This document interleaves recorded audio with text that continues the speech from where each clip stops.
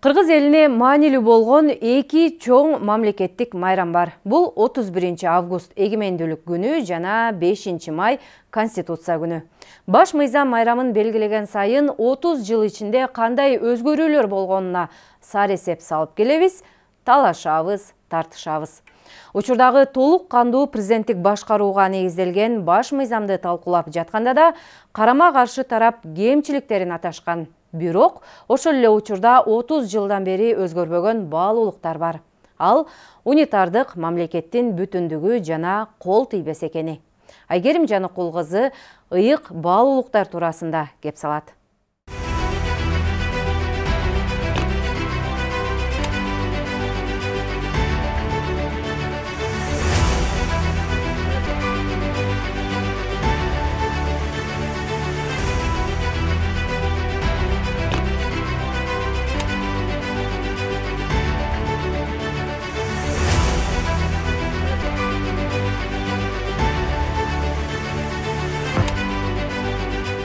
Кыргызстандын конституциясы 30 жылда кандай өзгөрдү дегенде эле дароо башкарган президенттер, алардын берген анттары, баштан өткөн кайгылуу окуялар көз алдыбызга келет. Бирок Кыргызстан өз өнүгүү жолун издей отуруп, ал моделибиз кыргыз элинин эркин мүнөзүнө, улуттук намысына, адилетсиздикке моюн сунбаган бекем рухуна, нукура көз карандысыз мамлекетти курууга болгон элибиздин эркине таянат.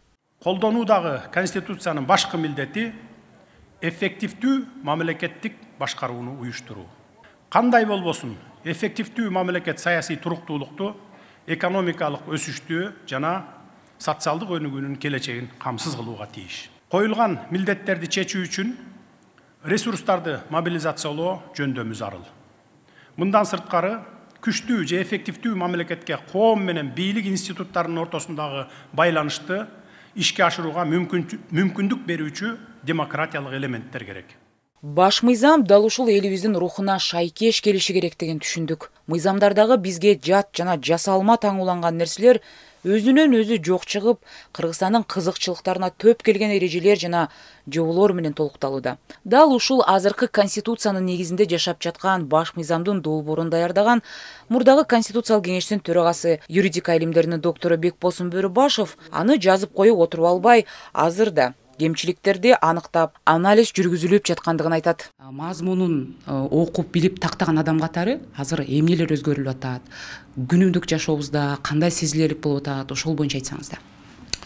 Рахмат, абдан жакшы суроо экен. Биз иштеп чыккан, жалпы эл кабыл алган баш мыйзам кандай иштеп атат, кандай оң жагы бар, кандай тескери жагы бар деп биз өзүбүз анализ кылып атабыз. Анткени могу баягы мыйзамды жазып коюп, анан жаап таштап эле болду, бүттү деген бул өзү туура эмес. Анткени бизде ката кетип калышы мүмкүн, туура эмес жазып калышыбыз мүмкүн. Же болбосо ошону баягы мамлекеттик бийликтин органдары, жергиликтүү өзүн-өзү башкаруу органдарынын кызматкерлери ошолорду бузуп коюшу мүмкүн, туура эмес аткарыпчы. Мына ошого биз мындай бир көзөмөл кылып атабыз. Ошентип азыркы баш мыйзам боюнча аткаруу бийлигинин эки тизгин бир чылбыры президенттин колунда. Ары айтабыз, бери айтабыз. Мына так айтканда, мына 2020 жылы пандемия болду. Өзүңөр жакшы билесиңер, биздин жерлештер жакшы билет. Көп адамдар кайтыш болуп калды, өтө оор абал түзүлдү. Мына ошол убакта мамлекетти башкарат деген жогорку кеңеш кайда кетип калды? Жогорку кеңешти биз таппай калдык. Ошол эле саясий партиялар таппай калбадык. Саясий партиялар өзлөрүнүн активдүүлүгүн качан өткөзүп калды? Баягы шайлоого келгенде, бийликти бөлгөндө алар кадимкидей тартынбай эле, коркпой, үркпөй эле келип эле могу менин бийлигим, могу менин министерством, могу аймак меники деп ачык сүйлөп калышпады. Бул деген ошол убактагы антиконституционный деп коет да, конституцияга карама каршы келген көрүнүштөр пайда болуп калды да.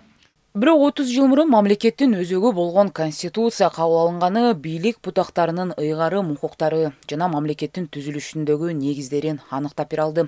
Легендарлуу парламенттин конституциясы 93-жылы кабыл алынган баш мыйзам эгемендүү Кыргызстанга жана анын келечегине жол салган документ болгон.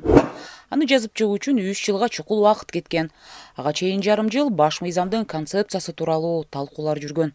Медеткан Шеримкулов, легендарлуу парламенттин төрагасы, мамлекеттик ишмер. Конституция жазылып жатканда жалаң эле өзүбүздүн окумуштуулар, эксперттер, коомчулуктун пикири эмес, дүйнөлүк саясат таануучулардын ой пикирлерин дагы эске алганбыз.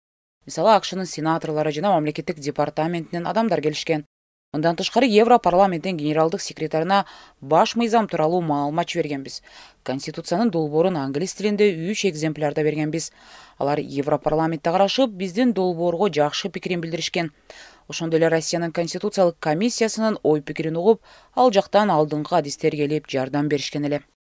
Легендарлуу аталып жүргөн ошол учурдагы парламенттин 350 депутаты кабыл алган баш мыйзамда өлкөдө күчтүү президент, экинчи жагынан чечүүчү ролго ээ болгон парламент болуп, бийликтин тең салмактуулугу сакталган дешет. Тура 27 жыл мурун легендарлуу парламент кабыл алынган эгемендүү Кыргызстандын туңгуч конституциясынын азыркы турмуштагы ролу аябай зор да. Анткени себебибиз тарыхта биринчи жолу мыйзам жолуна түштүк. Биз элге үйрөтүшүбүз керек. Конституция деген эмне жазылган? Бир 100га жакын беренеси бар. Кандай силердин укугуңар бар? Конституцияда барлыгы жазылган да. Эң негизи кепил берилген да адамдардын эркиндигине, укугуна. Кан төгүлүп бийлик алмашкан окуялардан кийин бир адамдын диктатуралык башкаруусунан кутулдук деп, парламенттик башкаруу жолуна түшкөн Кыргызстан 10 жылдан кийин кескин бурулуш жасады. Президенттик башкаруу жолунан кайтты. Ушул убакыт ичинде партиялык парламенттик башкаруудан элдин көңүлү калды, ишеними кетти. Андан көрө күчтүү бир адам башкарып эле баарына өзү жооп берсин деген бүтүмгө келишти. 93-жылы биринчи конституция кабыл алынган. Анан бул Аскар Акаевичтин убагында. 2007-жылы жаңы болсом 15-октябрда дагы экинчи конституция кабыл алынган. Июнь 2010-жылы апрелдик революциядан кийин 3-конституция кабыл алынган. Анан азыркы биздин конституция 5-май 2021-жылы. Бул уже 4-конституция да.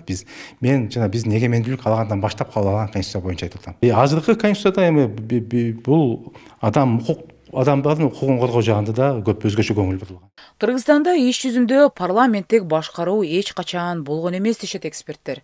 Башкаруунун аралаш түрү ишке ашырылып эле келген. Күч түзүмдөрү прокуратура жана сот тутуму толугу менен же болбосо жартылай президенттин көзөмөлүндө болуп келгени айтылып эле жүрөт. Кыргыз элинин өзүнүн менталитетине, өзүнүн баягы кыргыз элине ылайыкташтырылып түзүлгөн мындай мыйзам десек болот, мыйзамдар жыйындысы десек болот да. Ошол мыйзамдар жыйындысын биз өзүбүз атуул катары так аткарганда сыйлай билгенибизде биздин ошол мамлекет өнөт, өсүт деп айтсак болот. Биз үчүн ыйык болгон ата мекенибизди өзүбүз гана алга сүрөп, өз тагдырыбызды өзүбүз гана чечишибиз керек экенин аңдап түшүнүүбүз кажет. Өлкөбүздү өнүктүрүү ар бир жарандын талыкпас аракетинде, анын натыйжасында жаралган ийгиликтерде ар бирибиздин үй бүлө, мыйзам жана мекен алдындагы жеке жоопкерчилигибизге жараша болоорун сезишибиз зарыл.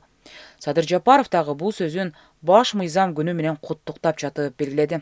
Азыркы учурда конституция элдин биримдигинин, өлкөбүздүн көз карандысыздыгынын жана мамлекеттик бүтүндүгүнүн, азыркы Кыргызстандын демократиялык, саясий, укуктук, экономикалык жана идеологиялык негиздеринин калыптанышынын негизи болуп саналат. Биз конституцияны урматтап, ченемдерин сактап, анын маңызын аңдап билгенде гана өз өлкөбүздү, ата мекенибизди, Кыргызстан элинин баалуулуктарын аздектеп сыйлайбыз. Конституцияда улуттук, мамлекеттик идеологиянын негиздери камтылган канчалык конституциянын жаңы редакциялары кабыл алынбасын, 5-май бул баш мыйзам күнү деп таанылып, өзгөрбөй майрамдалып келе жатат. Учурдагы конституциябыз дал ушул адилеттикке умтулууну, теңчилик болушун шарттайт. 2020-жылдын октябрь окуяларында коюлган талап дагы, анын жыйынтыгындагы натыйжа дагы дал ушуга байланыштуу.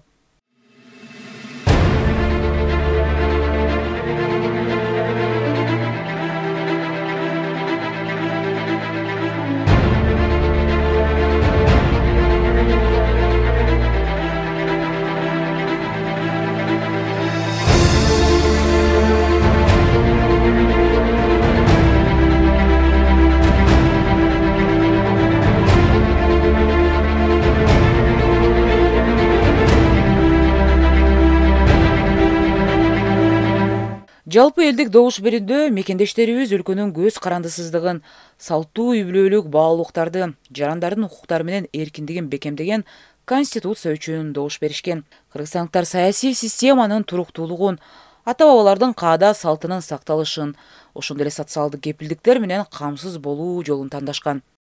Айгерим Жаныкул, Руслан Бараненко, ЛТР, Жума Сереп.